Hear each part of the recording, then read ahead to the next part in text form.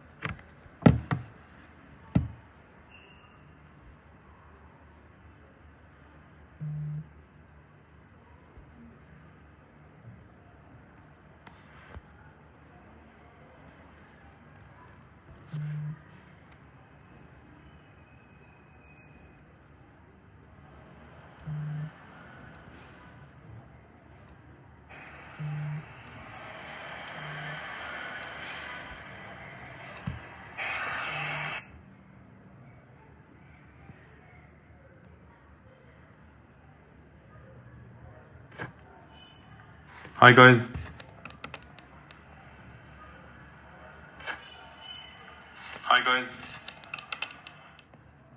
Guys, let me know if you can hear me speak or no.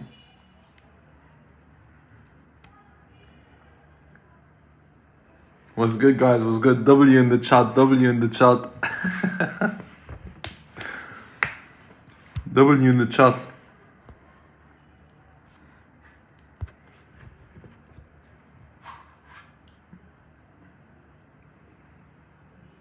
Okay, so first we're gonna start with a quick revision of everything we took, okay? If you guys have any questions, leave a comment in the chat and I'll try to be checking them while solving too. So first, let's wait a bit till everyone joins.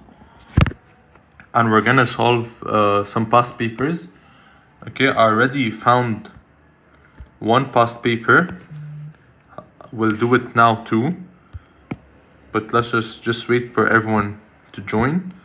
We'll mainly focus on the stuff you guys have for tomorrow's exam, okay? So just hold on a bit with us. And guys, make sure to tell everyone to join so they don't miss anything when we start, okay?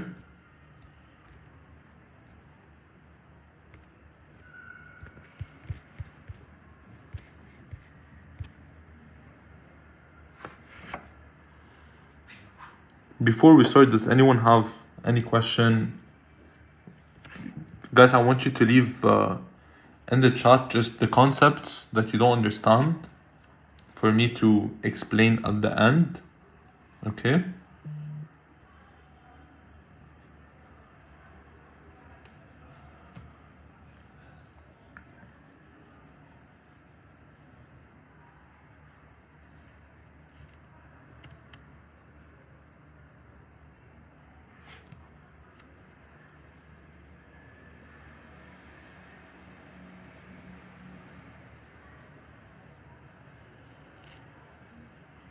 Guys, are you ready to start? Spam W in the chat if you're ready to start.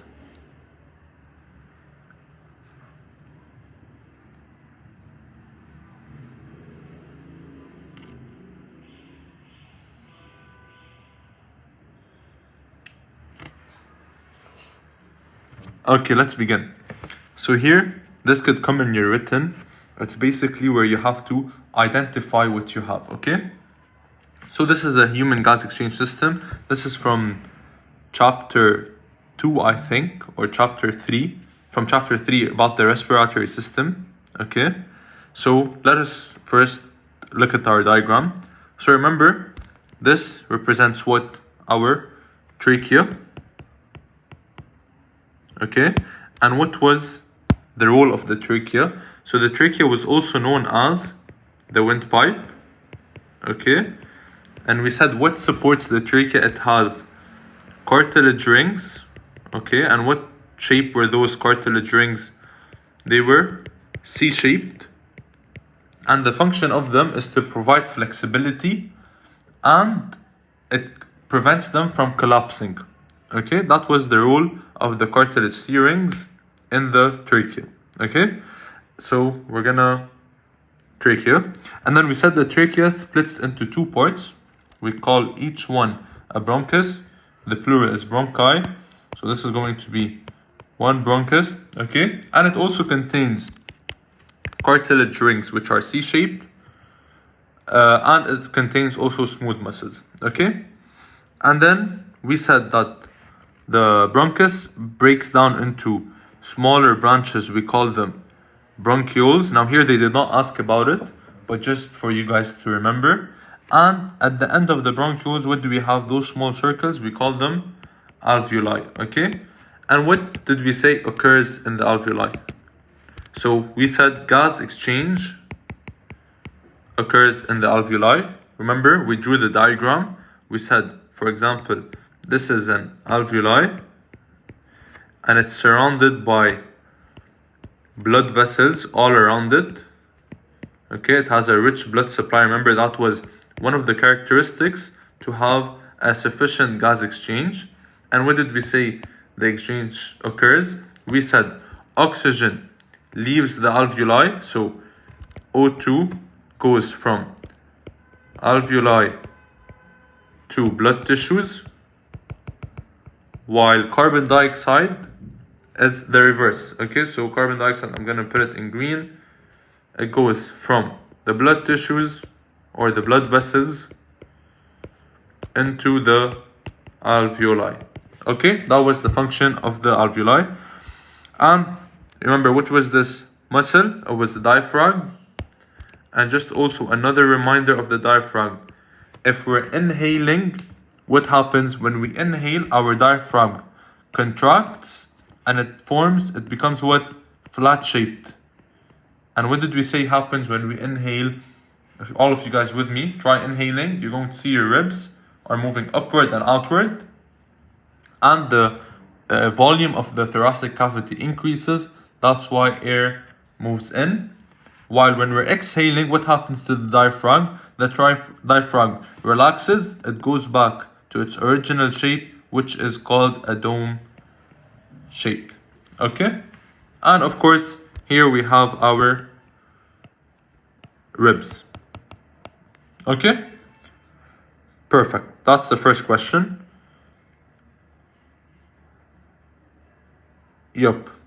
Now let's look at, write your answers on the lines. Okay. State the name of the part of the body through which air enters and leaves.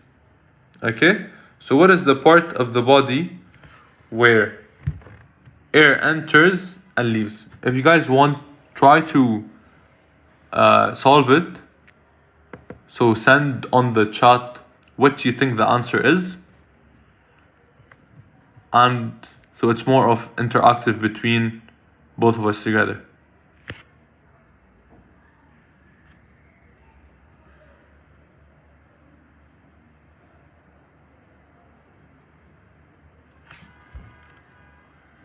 Okay, we have a question by Omar Sayed. When does the diaphragm do what? Okay, let me restate the point that we spoke about. So I'm going to write it down. Okay, when does diaphragm contract and relax? Okay, so during inhalation, what's going to happen? When we inhale, try inhaling with me right now, okay? Try inhaling, all of you together, and look what happens to your body and what contracts and what relaxes. So during inhalation, your external intercostal muscles contract, okay, while your internal intercostal muscles relax. Okay, I'll write it down. Okay, I'll just write it down for you guys. Internal intercostal muscles relax, and your diaphragm, of course, we said it contracts. Okay, when it contracts, we said it has a flat shape. Okay, that's what happens during inhalation. Now, if I'm gonna talk about exhalation, it's basically the opposite. Okay, so I'm not gonna write it again. It's just flip them. So during exhalation, the external intercostal muscles will relax. Okay, I'm gonna write it in purple. That's for exhalation. While your internal intercostal muscles will contract, and then your diaphragm will relax, and it will go back to its original shape, which is the dome shape. Okay, Omar, did you understand it?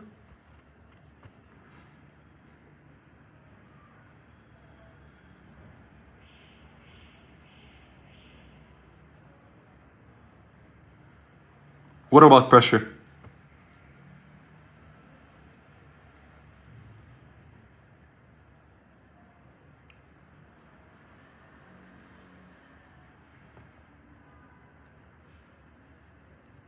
Okay, perfect, Omar. ED YouTube, what's your question about pressure?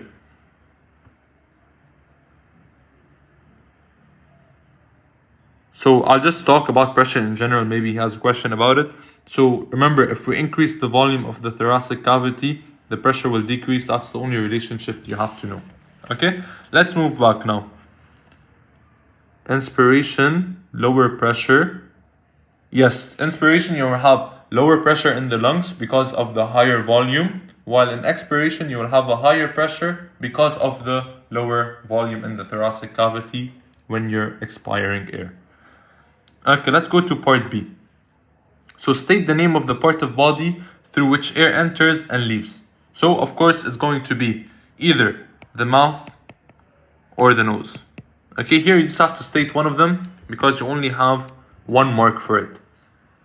Okay, so now we spoke about this also before. Inspired air, of course, contains more oxygen than expired air. Inspired air contains less carbon dioxide, and the concentration of water vapor, okay, or water molecules in inspired air and expired air varies. Remember, for inspired air, it usually depends on the environment we're in.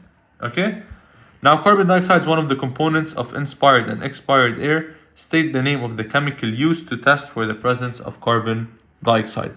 So remember, just a quick revision, we spoke about cellular respiration. Okay, what did we say about cellular respiration? It's a process where we release energy. So we have glucose, which is C6H12O6, plus 6O2 releases 6 water molecules, plus 6 carbon dioxide, plus energy. And we said, why do we breathe? We basically breathe to bring in third in C is in temperature.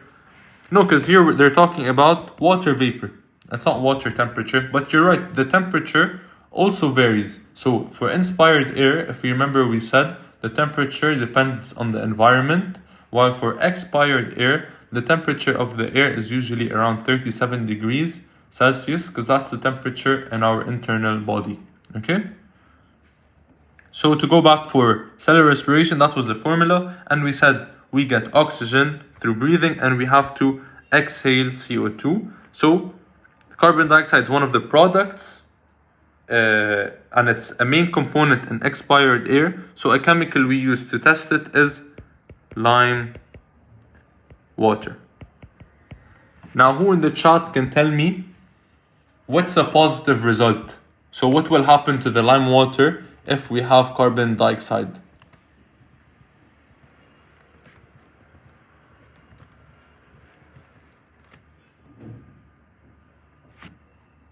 Perfect, it will turn milky white. Exactly, well done guys. So this is for the respiratory system. That was only one of the questions I found for the written part. Okay, but right now I'm going to go and revise the first 2 chapters. Okay, we'll go through my notes and revise the first two chapters. And if you have any questions, let me know. I saw up there someone commented that if we can do the diseases for chapter 1. Yes, we'll do the diseases for chapter 1, no worries. Okay.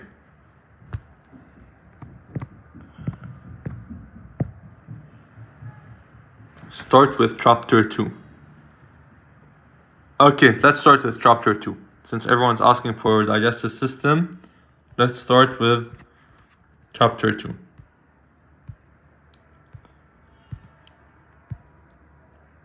Okay, let's begin. So we spoke about some terms we have to know. What were the terms we spoke about? We spoke about 5 terms that you guys have to know. Okay, you must know them by heart, and they're easy to know. And I'll try to make the words simpler for you guys to memorize them. So ingestion, it starts with in. In, we're bringing food or drink inside our body. Okay, so taking in of food, ingestion, in of food, taking in of food and drink substance through the mouth. Okay, then digestion. Remember, we have 2 types of digestion. We have mechanical digestion and we have chemical digestion. Okay, mechanical is what? Mechanical is the physical breakdown. It's the physical breakdown of large food molecules into smaller pieces. Okay, we're not using chemicals. That's why we call it mechanical, and it's just a physical process. And what accomplishes mainly mechanical digestion is usually our teeth. And why do we have mechanical digestion? Mechanical digestion basically helps chemical digestion. How does it help chemical digestion? By providing a larger surface area for enzymes to work on. Okay? And our other type of digestion is chemical digestion. From the word chemical digestion, what does it mean? It's the chemical breakdown of food molecules into smaller and more water-soluble ones, using what our keyword is, using digestive enzymes. And we have a list of digestive enzymes. I'm just going to mention a few later on. We're going to revise them all together. But remember pepsin. Let's see in the chat. Pepsin, where is pepsin found? And what substrate does pepsin work on?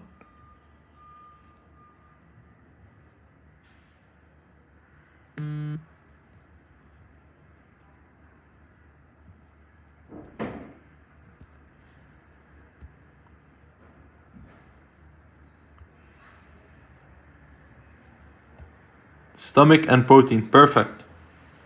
And what about, we said amylase, it can be found in the mouth and it can also be released by the pancreas, I think.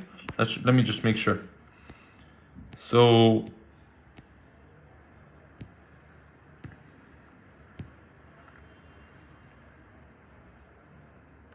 yep, here, okay.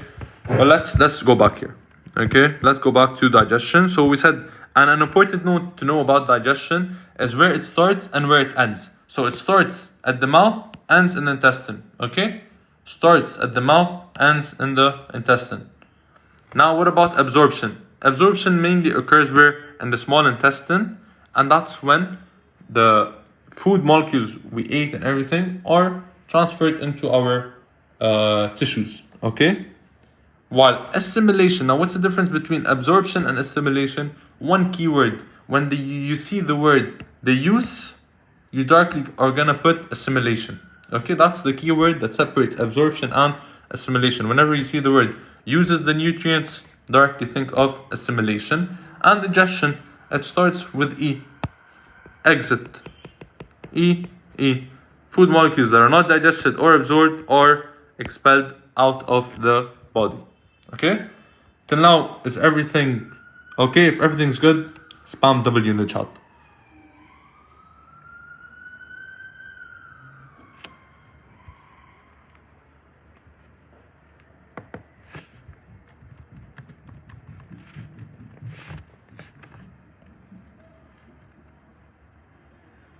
Okay, great. Now let's go to teeth structure. Okay, so I want you guys to know the teeth structure, okay? Because they're most probably going to give you in written, probably a diagram, and you have to label it, okay? So please make sure you all know the labeling, okay? Can you explain the difference between absorption and assimilation? Okay, so usually it's just one keyword. Whenever you see the word, the use of nutrients for energy, directly think of assimilation. When you see that they're talking about the absorption into blood capillaries, now we're going to see later on, remember we said fats are absorbed into lacteals, while glucose and amino acids are absorbed into blood capillaries. that process is simply absorption. However, when our cells and our tissues use these nutrients for metabolic reactions, that's when it becomes assimilation. Okay? Did you get it, Omar?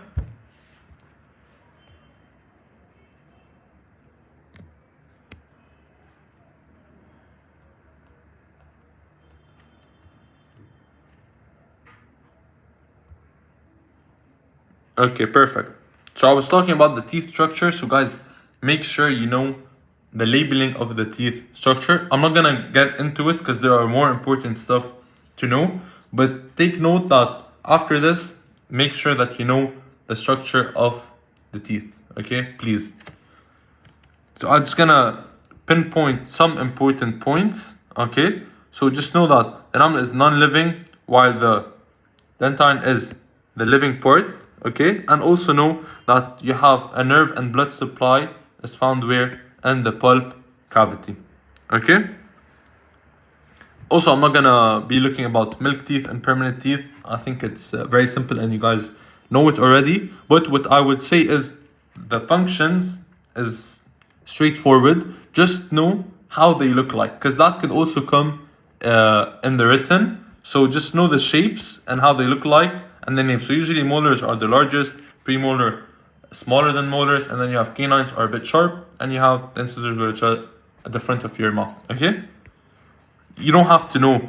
I don't think they'll ask you about how many cusps they have or how many nerve roots they have. Okay? So just make sure you know how they look like, their names, and the human tooth anatomy. Okay? And about tooth decay and gum disease. So I have a small note up there that we said that vitamin C was important for the health of our gums. And we'll look at it later on when we revise chapter 1 quickly. So we said, why do our teeth decay? What's the main reason? It's acid usually decays the layers, okay? And how is this acid produced? This acid is produced by the bacteria that are found in our mouth, and they feed on, remember, anaerobically. So they perform anaerobic respiration. Okay, that anaerobic respiration produces acid, lactic acid, and this lactic acid is what dissolves the layers of our tooth, okay, of our teeth. So in order to counteract that, okay, so since we said acid is bad, so we have to counteract that acid. So when we brush our teeth using toothpaste, what's a component that these toothpastes have? They have usually an alkaline. What does alkaline mean? Alkaline means a basic component, and usually bases neutralize acid. Okay, so they remove the effect of the acid. So that's why we said that toothpastes usually are alkaline to neutralize the acid, and they also contain antibacterial substances to limit the bacterial growth. And just a small note that some also have fluoride, which reduces the damage done by acids too. Okay? And usually it's just, those are the two main points you have to know about tooth decay. Okay, those are not important. Just know that to prevent tooth decay, brush your teeth, visit your dentist, and avoid sugary foods, and also floss your teeth. So now the main part where I think many of you find it hard or a bit confusing. So we have the digestive system. So the digestive system is split into two parts. We have the alimentary canal, which we can also call the digestive tract, and we also have accessory organs. Both of them joined together form what we call the digestive system. So this is the path the food takes, okay? So it starts from the mouth, okay? In the mouth, what happens in the mouth? Someone in the chat is gonna tell me what happens in the mouth.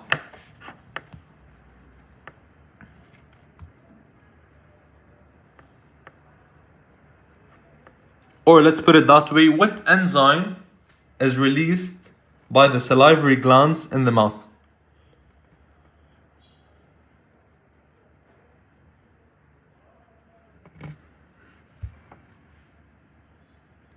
Exactly, we have mechanical and chemical digestion, and we have salivary amylase that is released. Perfect.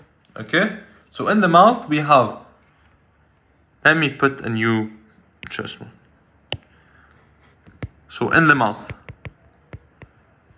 we have mechanical plus chemical digestion. Mechanical is by our teeth, okay, grinding and chewing. Chemical is, as you guys have mentioned, amylase. And this amylase is released by who? By our salivary glands.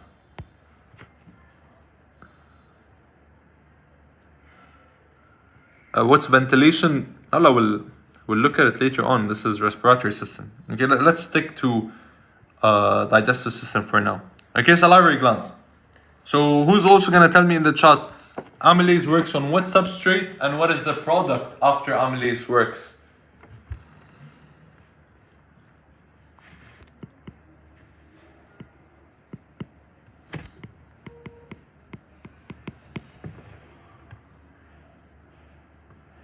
Okay, it works on starch. And what's the product? Maltose. Perfect. Exactly. Well done, guys. So, and then what's the product after the chemical and mechanical digestion that occurs in the mouth? We have something called a food bolus. Okay, it's a ball. Okay, you guys can think about it.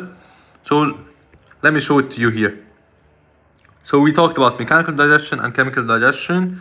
We spoke about salivary glands release saliva, which contains water, mucus, and amylase, and they all form together up to produce a bolus.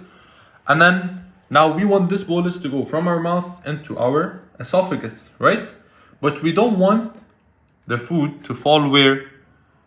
To go into our larynx and then our trachea, and that's why we choke. So that's why they tell you don't speak while you eat, because you might choke. That's the reason why. So in order for that not to occur, what happens? Your soft palate is pushed upward to prevent the entry of food particles into the nasal cavity. And also the epiglottis is very important. The epiglottis, what's the epiglottis do? It covers the larynx, allowing food to move from the pharynx into the esophagus. If you guys remember, if you studied well for this exam about the respiratory system, we said that the pharynx is common between both digestive and respiratory. And the respiratory, the pharynx goes from pharynx to larynx, while in the digestive, it goes from pharynx to esophagus. Okay, what is the definition of bolus? Bolus is just the product after the saliva combines with the food, because we said the saliva contains amylase, which works on starch into maltose, and mucus and water, which lubricates it, and it forms like a bolus which passes into the esophagus. Okay, so what is the esophagus? Esophagus, again, muscular tube lined up with mucous membrane.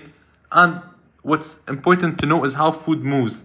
So in the digestive system, food moves. Now we're gonna be looking at it.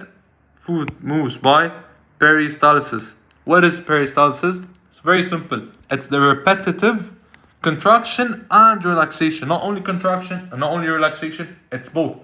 Repetitive contraction and relaxation of smooth muscles. Let me show it to you right here. So for example, this is our food bolus, okay? If I want to push it down, so what am I gonna do? I'm going to let these smooth muscles to contract, because if they contract, this will shrink, okay? It will shrink, pushing it down, while the smooth muscles under, I'm going to relax them. That's why it's the repetitive contraction and relaxation. I'm going to relax these muscles so the food bolus can pass through. Then it will reach here, for example, okay? Now it's here. Okay, so now it's here. So again, contraction above. We contract above the food and relax under it, okay, to push it down again. Okay, we have a question. When will you post bio part 2 of the circulatory system? I think most of it is posted in part 1. I think it's only one very small part about physical activity. I can do a small video about it if you guys find it difficult, but mainly all the information is in part 1. But make sure with your friends and check the quiz, and let me know if anything is missing. Leave a comment on the video on the circulatory system. And thank you for joining. You're welcome. Okay, after we move from the esophagus, where are we going to enter? We're going to enter the stomach. However, remember we talked about sphincters okay, we talked about sphincters. We have two sphincters, one here and one here. So the stomach is connected to both the esophagus and the small intestine, okay? So what's going to happen for food to enter?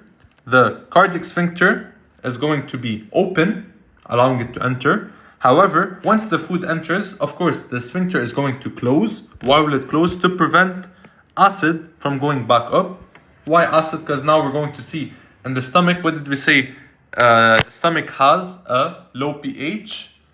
What makes the low pH of the stomach? We said it's the hydrochloric acid, okay?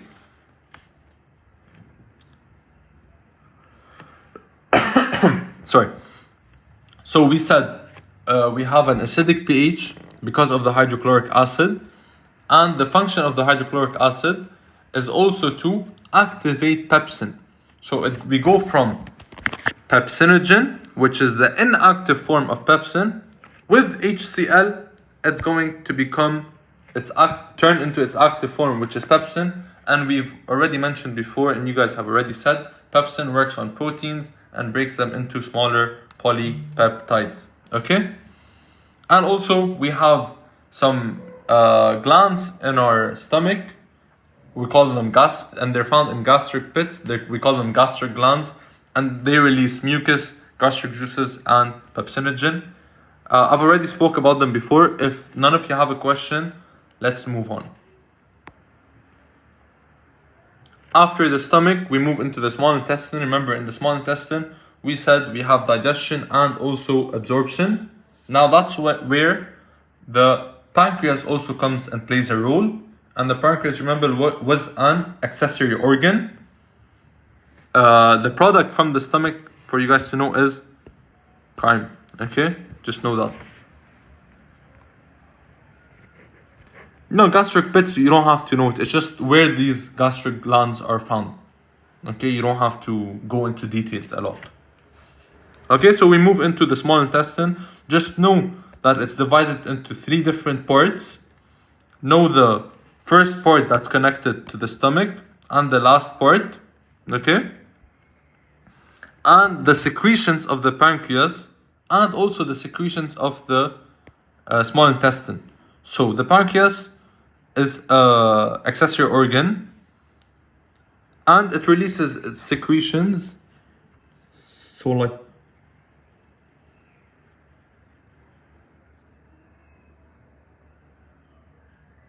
yeah, know the different parts that produce the different enzymes. So know, like, you guys have to know the pancreas releases what enzymes, okay? It releases pancreatic amylase, it releases trypsin, it releases lipase, okay? Those are what's released by the pancreas. Okay, those are the digestive enzymes that are released by the pancreas. And an important note, which we spoke about also before in my video, we spoke about the bile. So bile, you have to know, bile is produced by what? It's produced by the liver. However, it is stored where? It is stored in the gallbladder. So make sure you know the difference, because they're probably going to ask you about where is bile produced. Don't put gallbladder. Bile is produced in the liver. It is stored in the gallbladder, okay? And what is the function? The main function of it, just know, bile salts, emulsification of fats. Okay, so bile salts is what? Emulsification of fat. And what type of process? It's a physical breakdown. We're not using chemicals, it's just pure physical breakdown. Okay? And also, the pancreas also releases sodium bicarbonate. Why? Because remember, we said what's coming from the stomach is acidic, because we have an acidic environment. Now that acidic environment is going to damage our small intestine. So in order for that acidic not to damage it, we have to change it and counteract the acid. The same thing we spoke about in toothpastes. Here it's the same idea. We're going to add a base, which sodium bicarbonate is a weak base, and that helps neutralize the acid. Now the intestine. We spoke about the enzymes that the pancreas releases. Now let's look at the enzymes that the intestine releases. What does the intestine release? Okay, releases sucrase, maltase, lactase, intestinal lipase, and peptidase. Okay, Please guys, make sure you memorize them, okay? Take a screenshot. I don't know what you want to do. Watch my videos before, but make sure you know them. And now we have absorption. We said that's the two main functions of the small intestine, digestion and absorption. So what's important is to know this diagram, okay? Because this can also come in your written. Anything that has a diagram, you expect it is going to come in your written. So know the labeling of the diagram and know the functions. Okay, so lactase, we said absorption of fats, the capillary network, absorption of glucose and amino acids. Okay, and remember, we said they have microvilli for what? To increase the surface area for absorption, and they are also have a very thin lining to ease diffusion. Like I told you here, if we have only one cell thick, the diffusion is faster. However, if it's thicker, it's going to take more time for the nutrients to diffuse. And finally, large intestine, basically where anything that's not absorbed, anything that's not digested, we're going to excrete it. However, we have to know also there is some additional water is absorbed with vitamins and minerals, and we also have bacteria. So many people think bacteria is always bad. That's not correct. In fact, most bacteria are healthy. Okay, we need bacteria in our body, so we have bacteria living in us. What do? They produce vitamin K, and they also break indigestible food, and they prevent other pathogenic bacteria from growing. Can you discuss? Okay, so let me add it here. So in the pancreas versus small intestine. Okay, so in the pancreas, let's look at them again. So what did we have? Pancreatic amylase, trypsin and lipase. So we have three. Okay, three in the pancreas: pancreatic amylase, trypsin and lipase. Okay, pancreatic amylase, as we said, breaks starch into maltose. Trypsin breaks proteins into smaller polypeptides. Lipase works on lipids into breaks them down into fatty acids and glycerol. And remember, for lipids, what do we need? We need bile salts. Okay, we need bile salts in order to increase the surface area, in order to emulsify the fats, so lipase can work on them easier. Okay, that's important to know. While in the small intestine, what do we have in the small intestine? In the small intestine, we're going to have sucrase, maltase, lactase, okay? And lipase and peptidase, okay? We'll also have lipase and peptidase. And remember before, what did I tell you? I told you, look at the name of the enzyme, you will be able to know the substrate. So sucrase, what's the substrate? Sucrose. Maltase, what's the substrate? Maltose. Lactase, what's the substrate? Lactose. And so on. Lipase, lipids, peptidase, peptides. Okay, so the name of the enzyme comes from the substrate. Okay, did you understand it? Is that enough for the different enzymes produced by the pancreas compared to the small intestine?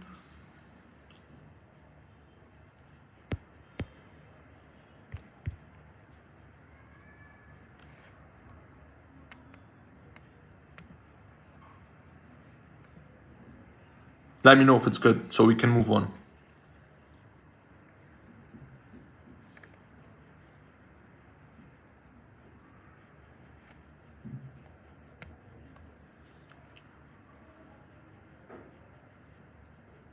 Okay, I think it's good. So we're just gonna move on. Okay, are the enzymes in the small intestine produced by the small intestine? No, the enzymes in the small intestine are produced by the small intestine itself. Look, because in the intestine, what do we have? We have glands. And what did these glands do? These glands release these enzymes. Okay, so the sucrase, maltase, lactase, lipase, and peptidase are released by the small intestine. Okay, not by the pancreas. The pancreas is different. But the secretions of the pancreas go to the intestine. But these are produced in the intestine. Along with, you have goblet cells that produce mucus for protection and lubrication also. Okay?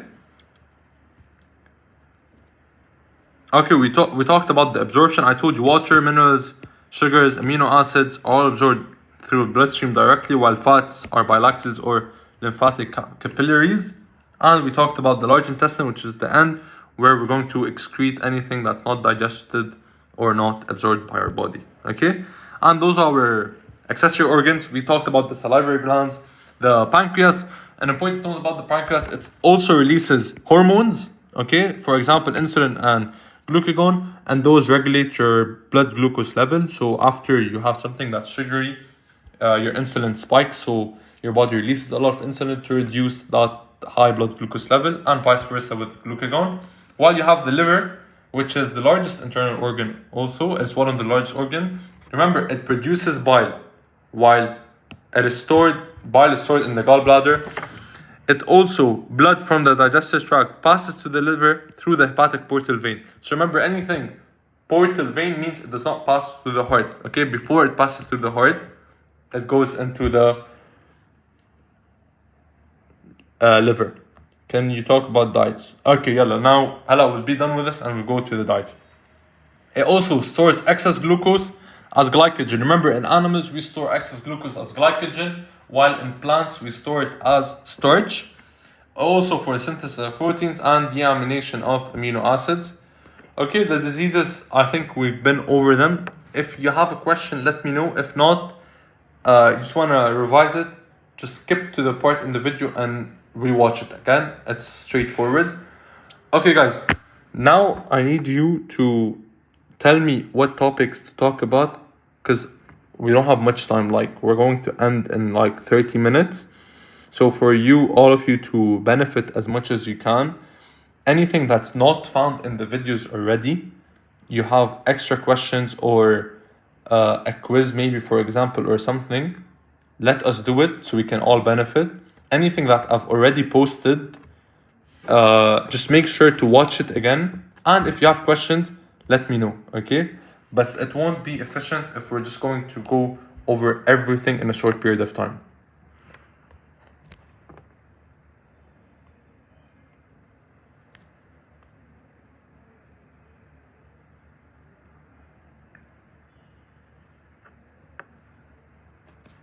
Biochemical tests. Okay, you guys want to revise the biochemical test? There's already a video about it on YouTube. So if you didn't check it out, make sure to watch it, because I think I've explained everything over there. If you have any questions, like a specific question about it, let me know. But the general idea is mainly in the video. Can you do course practice chapter 2, please? Okay, I don't mind if we can check it out. What do you guys think? You guys want to do course practice chapter 2? Is that good with everyone, or you have specific questions? Yeah, we just did the digestive system. That's true. Omar, do you have any questions about the digestive system? Because the quiz, I agree with ED YouTube. Let us do another chapter that we didn't do. Okay guys, I'm gonna revise the respiratory system. The chapter 1. Okay, look, chapter 1. There's a video about it. There's 2 videos about it. And there's also the course quiz about it. Course chapter 1 about it, where I explain everything too. So just make sure you watch the course practice, okay? And watch the 2 videos. Okay, Omar, it's fine. Hala, let's wait till the end, and I'll try to help you with your questions. But let's just try to help everyone else at the same time. We'll see what you're finding difficult too. Okay, so guys, chapter 1, I'm gonna skip it. Okay, everyone's fine with that? If you're fine with that, you guys know what to do. W in the chat. I'm gonna go and do the respiratory system, just a quick revision of it. because those are the two main systems, digestive and respiratory. And I'll even revise a bit of chapter 1, year 1, if you guys have any questions. But I need to know what material you want to revise from year 1.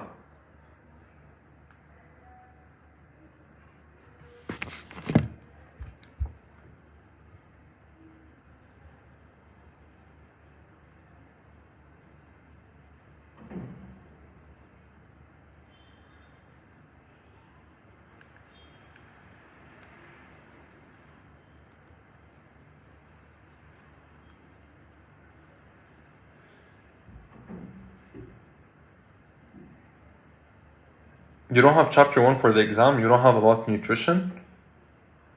Can you show just facts from year 1?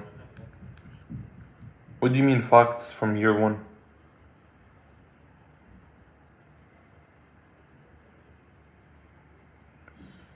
I saw someone before told me to talk about enzymes.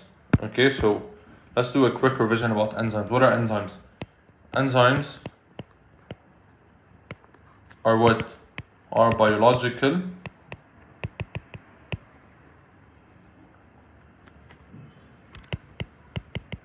catalysts. Okay, what does that mean? It means that they never get used up. Okay, so they never get used up.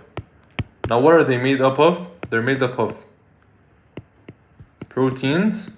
Okay, and what is their function? Their function is lower activation energy. Okay, so when they lower the activation energy, what happens? We're going to have a faster reaction rate. Now, how do these enzymes work? There's two proposed mechanisms of how they work. We have something called the induced fit model, and that's the one which is usually accepted by most scientists, and you have the lock and key model. Okay, so for example, let's say this is an enzyme. What do we call this? We call this the active site. What is the active site? The active site, also watch out for labeling, because they could also get it in your written for labeling. What happens in the active site? In the active site, a substrate which is complementary. So I can't bring this substrate, it's not gonna bind here. However, if I bring a substrate, okay, that is complementary to the active site, so this can bind. Okay, that's our substrate. Now what will happen? We'll have a lower activation energy, faster reaction. What's going to be the result? Our product. Okay, so the induced fit model, what does it say? Once the substrate binds, there's going to be an induced model shift by the enzyme for them to be able to bind into each other better, and that's what happens in the reaction. The lock and key says it's similar, it's just they have to fit to each other perfectly. Okay, so there's no change in conformation or anything. They directly fit into each other, basically like a lock and a key. Okay, any questions about enzymes?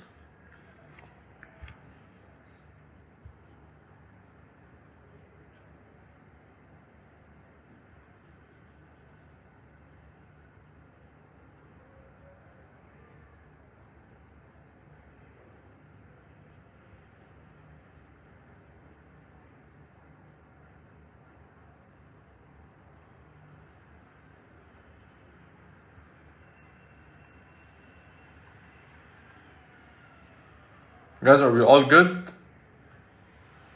We just have 6 people left.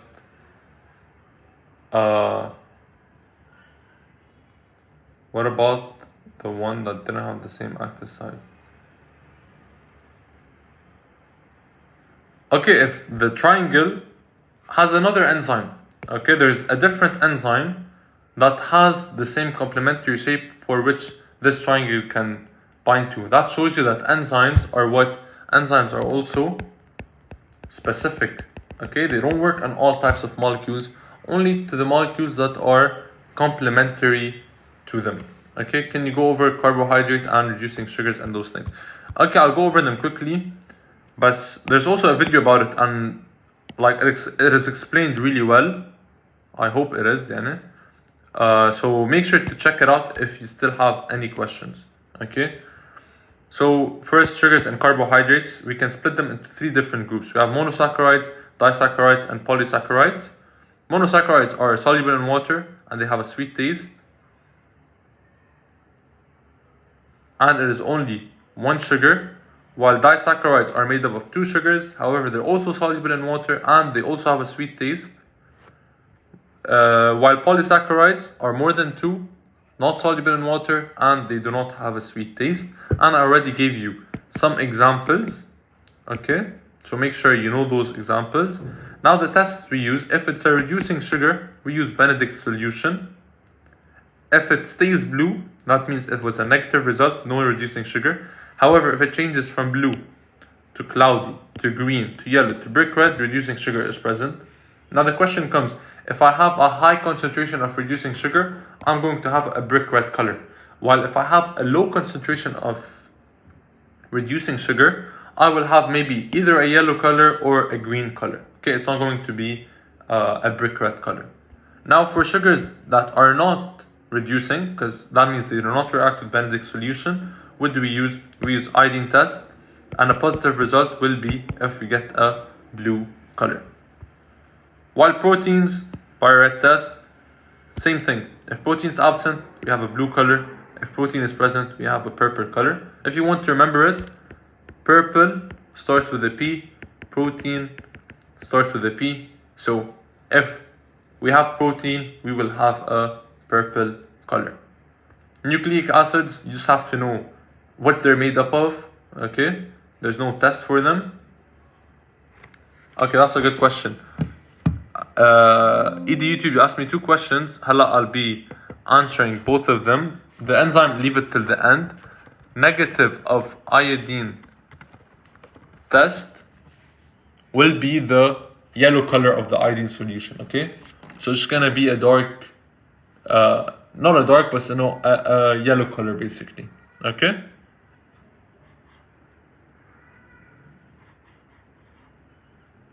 So positive, it's blue. Negative is yellow color. And we talked about nucleic acids and vitamin C. Remember, vitamin C was water soluble.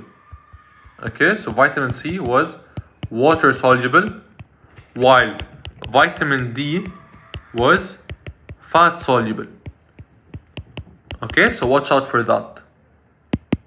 Make sure to not mix them up. And the test we use is DCPIP. If vitamin C is present, it turns into colorless. However, if vitamin C is absent, it stays blue. Okay, there's no change in color. Lipids. What was the other names? Other names for what?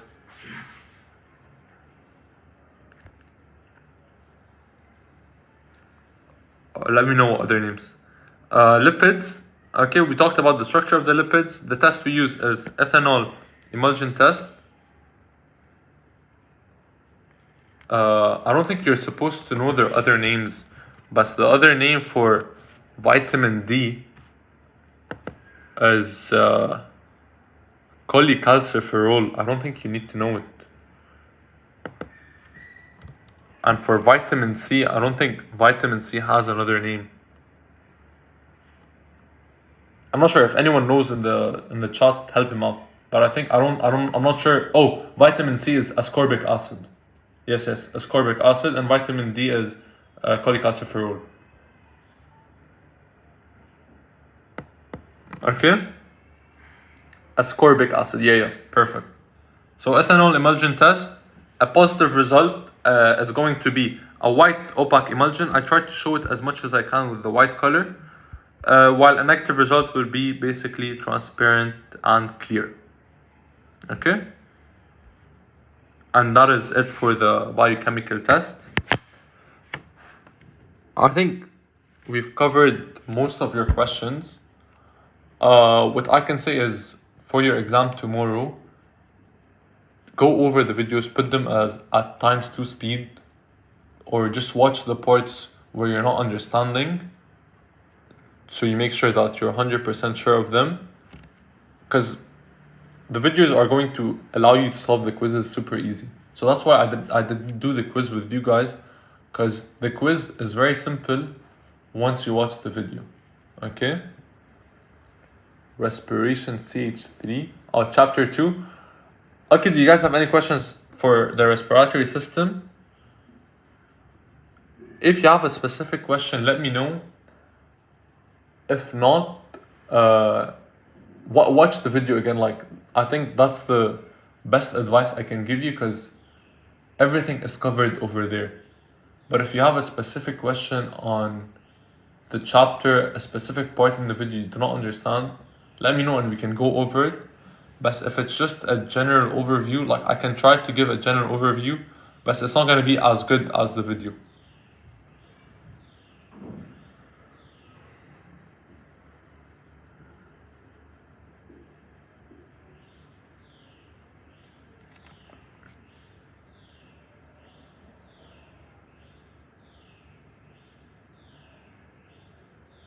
Okay, we'll revise the diagram of the lungs.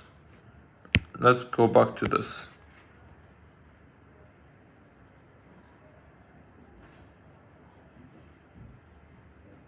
Okay, sure. We'll do a quick summary and we'll end the live stream, okay?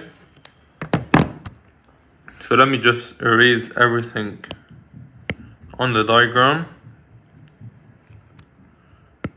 Okay, so this is basically the respiratory system. So we can either breathe through our nose or through our mouth, okay?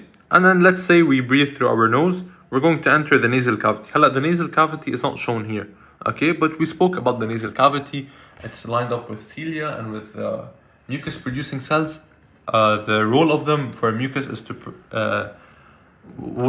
to capture pathogens and particles, while the cilia are hair-like structures and they flick to remove that mucus that's combined with unwanted particles and pathogens, either outside our body or into our stomach, where they will die because of the acidic environment, okay? After the nasal cavity, we move into the pharynx. Remember, the pharynx was a common passageway between both the digestive system and the respiratory system. After the pharynx, we move into the larynx. The larynx is around here. What did we say about the larynx? The larynx is also called as our voice box, okay? That's where we have our vocal cords, and that's where we produce sound. After the larynx, we move into the trachea. So remember, the trachea is called the windpipe. It also has cilia and mucus producing cells and smooth muscles. It also has cartilage, and these cartilage rings are C-shaped to prevent the collapse, okay, and provides flexibility, and it keeps them open. Basically, we don't want our trachea to close up. We want them to always be open, okay? What is the name of the kid? That depends on...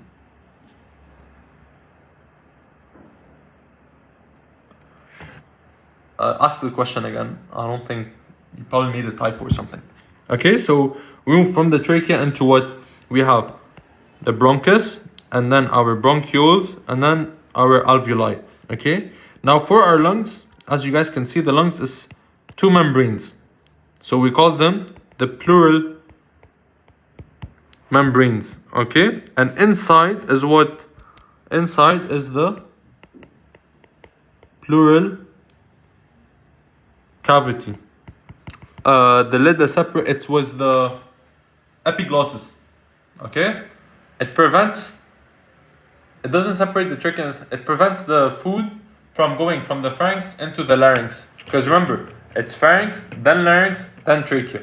And same thing for the digestive system. It's pharynx, then esophagus, okay?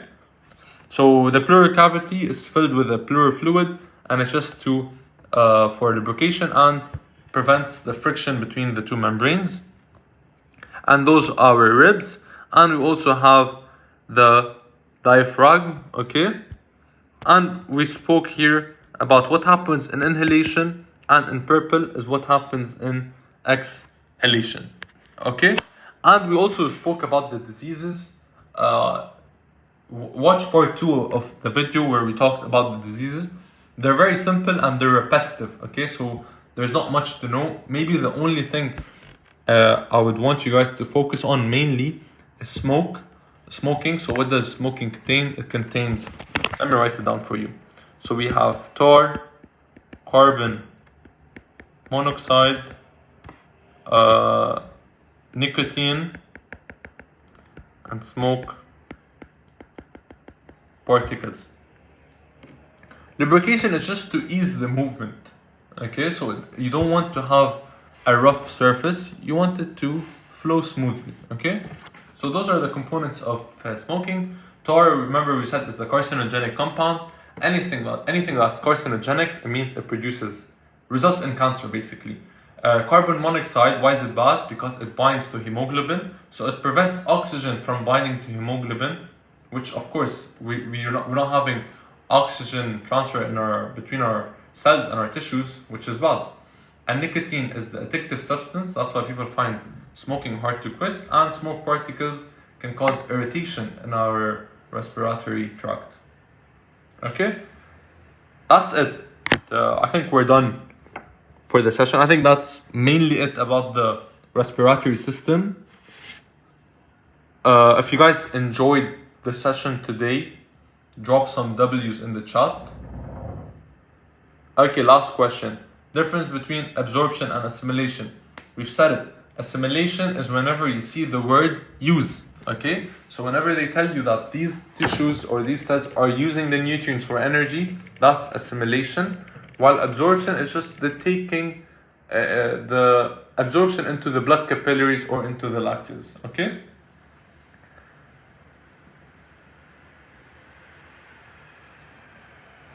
If no one has any other questions, I hope you all enjoyed the session. I wish you all the best of luck on your exam. Hopefully you guys enjoyed it. Let me know if you enjoyed it. Drop W's in the chat. And hopefully trying our best to keep it up. And the last thing before we end, let's try to reach, guys, 200 subscribers. Okay, so we're currently on 198. So try to share it with your friends to reach 200. Thank you all for joining in. Hopefully in our next sessions we'll even have more people joining. So make sure to send your friends in different schools so all of us can benefit. Thank you guys so much for joining. If you have no more questions, we're gonna end the session. Thank you all and best of luck on your exam. Drop hundreds tomorrow, guys. 100 in the chat because all of you are gonna get 100. See you soon and peace. Bye bye.